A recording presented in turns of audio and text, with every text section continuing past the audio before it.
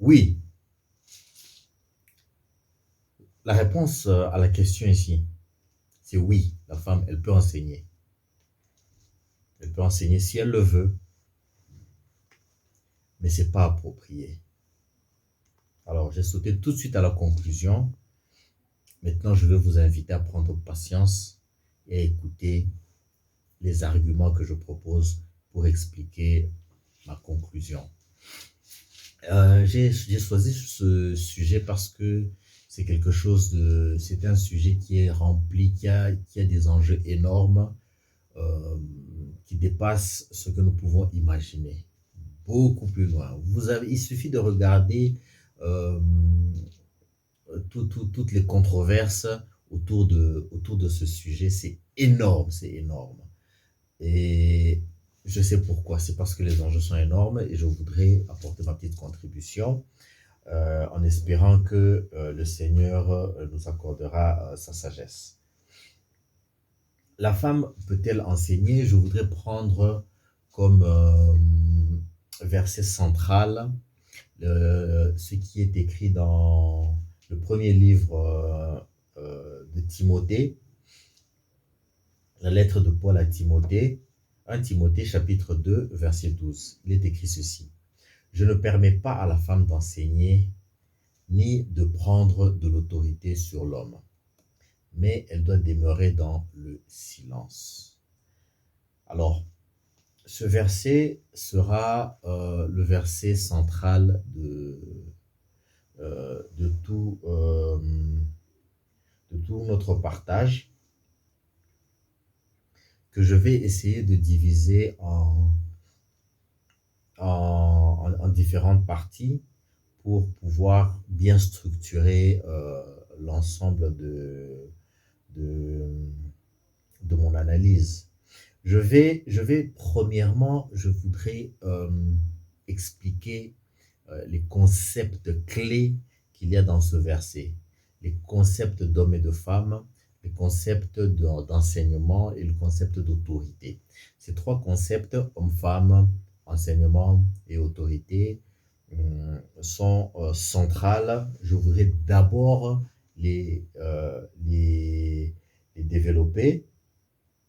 Ensuite, après avoir expliqué ces concepts, je voudrais, je voudrais décrire comment est-ce que l'enseignement se passe normalement. Et puis, dans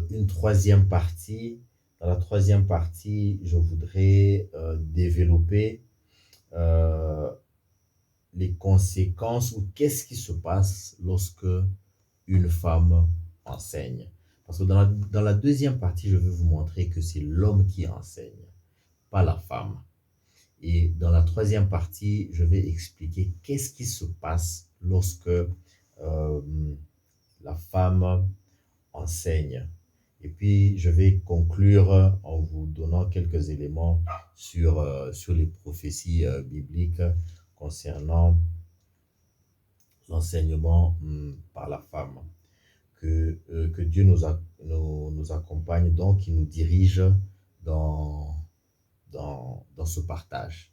Alors, rapidement, rentrons dans l'analyse des concepts. Et je commence par le concept d'homme et de femme. Je ne vais pas trop m'attarder là-dessus parce que j'ai déjà fait une vidéo sur ça. Pas une vidéo, mais 8 vidéos. Et les liens sont ici. Et vous pourrez les retrouver. Euh, ils donnent beaucoup d'éléments sur ce que représente l'homme et la femme. Je veux juste m'arrêter sur euh, deux, deux éléments qui représentent bien le concept d'homme et de femme. Le plus important, c'est Christ et l'Église. Sachez que l'homme, c'est l'image de Christ. La femme, c'est l'image de l'Église. Christ est l'époux. L'Église, c'est l'épouse. Donc, l'homme et la femme dont nous parlons sont bien, pour bien comprendre ça, on va nous placer dans un contexte de mariage, dans un contexte d'homme ou d'époux et de l'épouse. Donc, je reviendrai souvent sur ça. Je parlerai soit de Christ et de l'Église, ou je parlerai de l'époux et de l'épouse.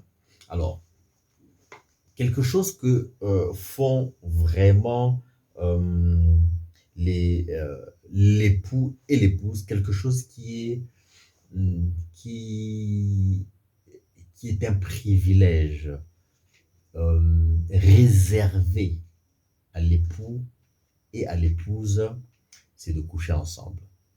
C'est la chose qui ne sont autorisées à faire avec personne d'autre, ou disons plutôt que c'est la chose que d'autres personnes ne sont pas autorisées à faire, à moins d'être époux et épouse. C'est de coucher ensemble, c'est d'avoir des rapports sexuels, c'est d'avoir une relation sexuelle. Alors, je fais déjà une parenthèse pour vous demander votre indulgence. Cette vidéo et toute la suite de notre partage hum, reviendra beaucoup sur... on fera beaucoup allusion aux relations sexuelles. Donc, contrôle parental oblige. Si vous savez que vous êtes dans un environnement pas très approprié pour parler de ce genre de choses ouvertement, je crois que vous pouvez prendre vos dispositions. Parce que je vais en parler avec très peu de retenue. Mais je crois que c'est important. C'est comme ça que Dieu le fait. Dieu ne mâche pas ses mots, il parle ouvertement. Mais donc, je vous invite à prendre vos dispositions. Euh, alors, lorsque je parle de l'acte sexuel, je parle d'un rapport sexuel. C'est un acte par lequel euh, l'homme, ici l'homme, rappelons-nous bien, c'est l'époux. L'homme entre en contact avec l'épouse et lors de ce contact, il plante dans son épouse ce qu'on appelle sa sémence. Et normalement,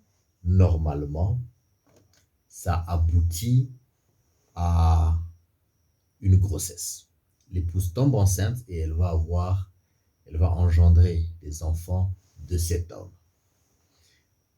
C'est l'acte par lequel l'époux plante sa semence dans son épouse devient enceinte et elle enfantera les enfants de cet homme.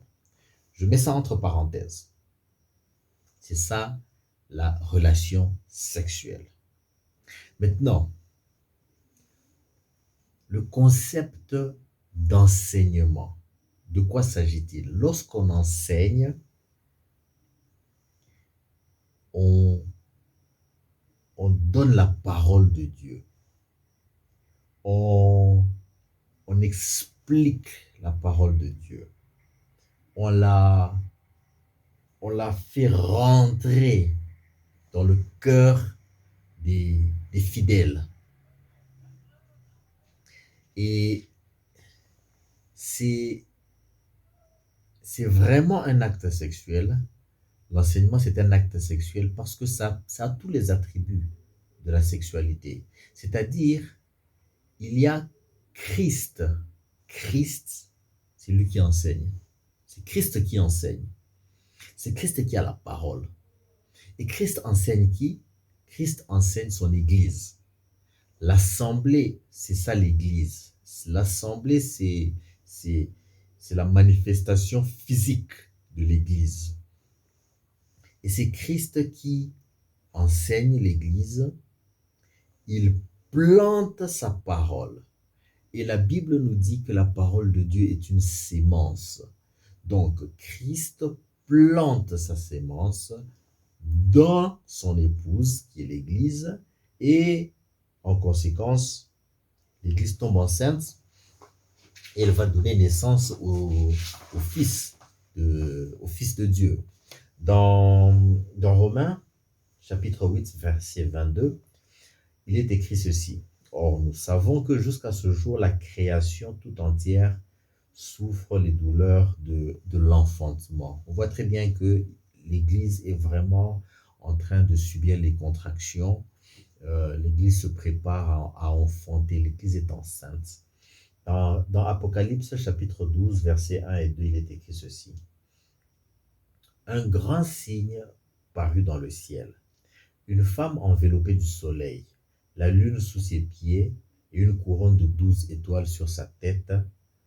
Elle était enceinte et elle criait, étant en travail et dans les douleurs de l'enfantement. Cette femme, euh, certaines personnes l'ont associée à Marie, qui a été emmenée en Égypte pour fuir la persécution de Hérode. Puis elle allait enfanter Jésus. On peut aussi l'associer à Israël, qui a, qui a été tiré de l'Égypte, emmené dans le désert, pour, avec les enfants, les fils de Dieu. Israël, c'est l'épouse de Christ, c'est la première épouse de Christ, c'est la nation élue. Et puis, il y a une troisième interprétation qui associe cette femme à l'Église des nations, qui est la mère des chrétiens.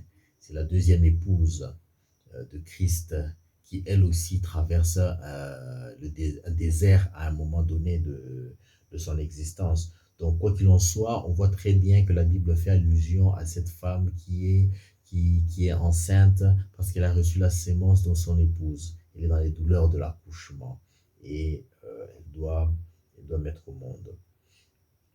Donc, euh, je fais cette allusion pour vous montrer vraiment que l'enseignement, le concept d'enseignement est un acte, est un acte sexuel. C'est un acte sexuel entre l'homme qui est Christ et la femme qui est ou l'assemblée, qui est l'Église ou l'assemblée. Et voilà, un autre élément que je voudrais mettre en exergue ici, c'est que en tant qu'acte sexuel, donc l'enseignement a pour but principal la multiplication. Dieu nous a donné la sexualité d'abord pour qu'on se multiplie, pour qu'on puisse se reproduire. Donc, la finalité de l'acte sexuel, la finalité de l'enseignement, c'est de produire des fils, de produire des fils de Dieu. Ça aboutit donc à une grossesse et à un accouchement.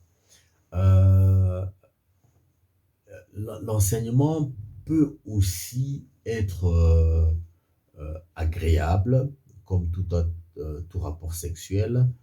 Il est généralement agréable. Et parfois, il peut être tellement agréable que euh, ça peut donner lieu à des scènes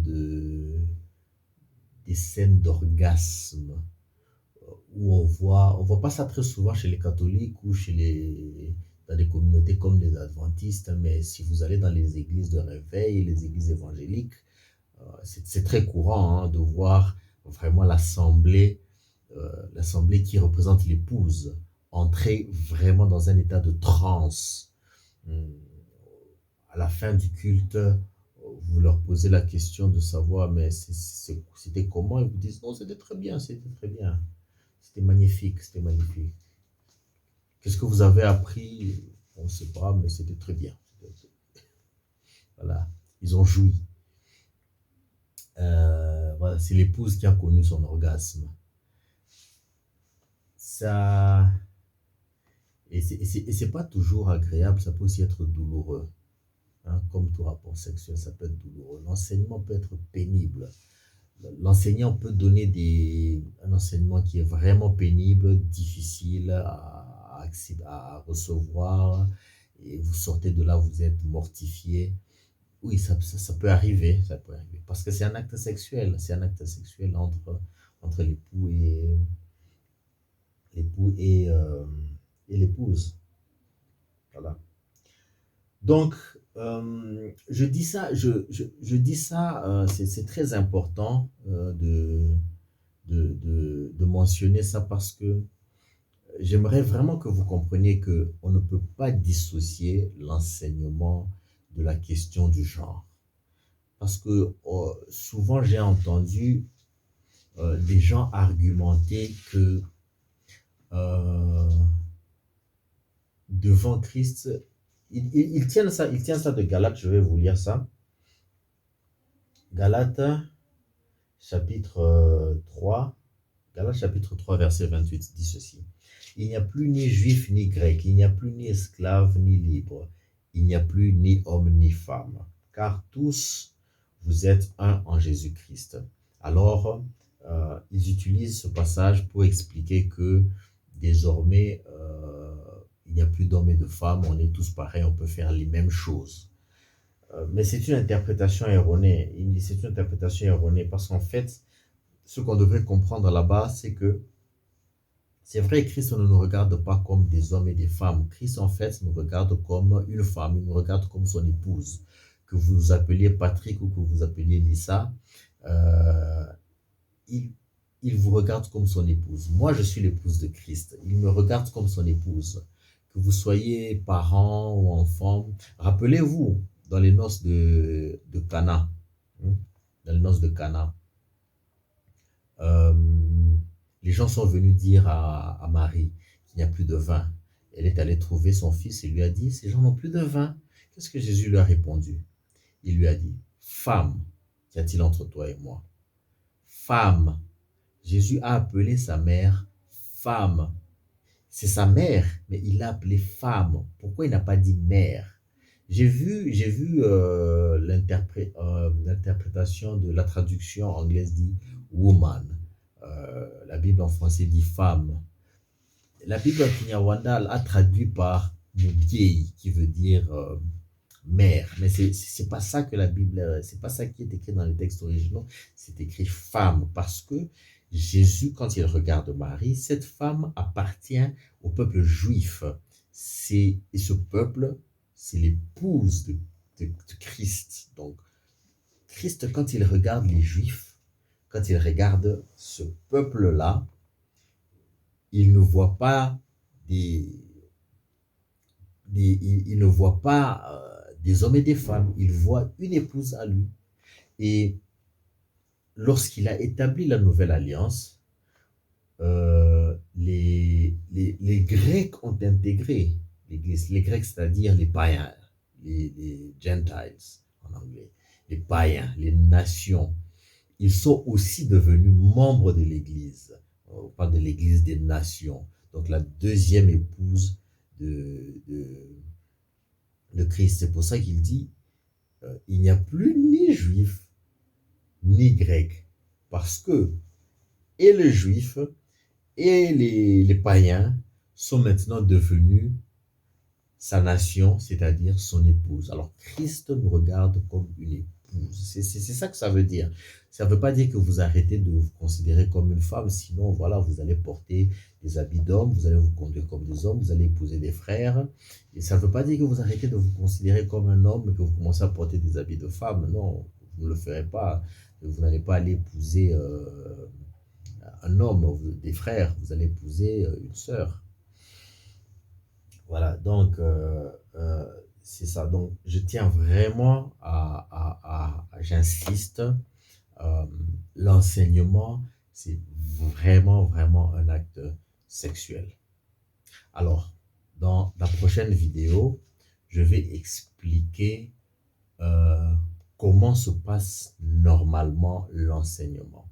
Je vais commencer par vous rappeler pour ceux qui le connaissent ou vous expliquer pour ceux qui ne le connaissent pas comment se passe un rapport sexuel entre un homme et une femme. Je vais prendre ça pour faire une analogie et voir comment se passe normalement l'enseignement. Donc, je vais m'arrêter ici. J'espère vous retrouver dans la prochaine vidéo. En attendant, restez dans la paix, dans la paix de Dieu. Père Céleste, je te remercie pour ce partage et je te prie de continuer à nous guider, de nous remplir de ton esprit. Accorde-nous l'amour de la vérité, Père Céleste, et bénis les frères et les sœurs qui ont suivi ce partage dans le nom de Jésus-Christ, notre Seigneur. Amen.